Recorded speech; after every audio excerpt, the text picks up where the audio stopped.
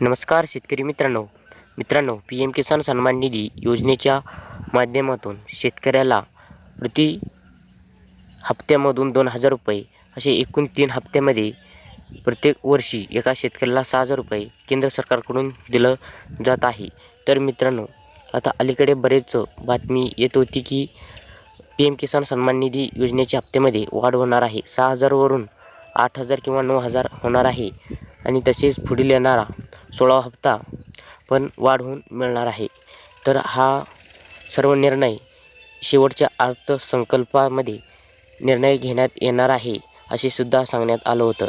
तर मित्रांनो, ह्या अर्थसंकल्पात बजेट मांडताना निर्णय झाला आहे का नाही व पुढील येणारा 16वा हप्ता कधी मिळणार आहे, किती मिळणार आहे, संपूर्ण माहिती मी तुम्हाला आज व्हिडिओच्या माध्यमातून देणार आहे. तर व्हिडिओ कुठे स्किप न करता शेवटपर्यंत पहा.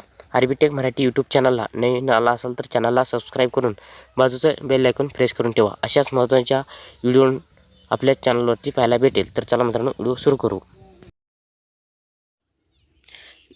मित्रांनो, केंद्रीय अर्थमंत्री निर्मला सीतारामन यांनी 2023-24 या वर्षासाठी अंतरिम अर्थसंकल्प सादर केला आहे.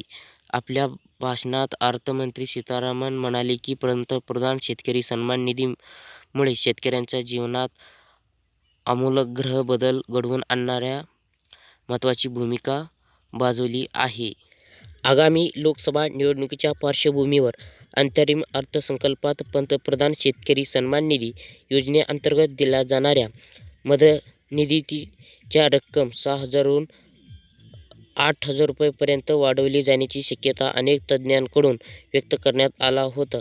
मात्र अर्थमंत्री सीतारामन यांनी या संदर्भात कुठलीही घोषणा केली नाही.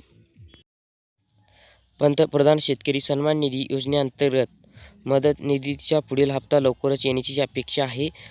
अंतरिम अर्थसंकल्पात मदत निधीच्या हप्त्यात कुठलाही बदल करण्यात आलेला नसल्याने शेतकऱ्यांना नेहमीप्रमाणे मदतीचा हप्ता मिळेल. शेतकरी मित्रांनो, पी एम किसान सन्मान निधी योजनेत कोणताही बदल झालेला नाही.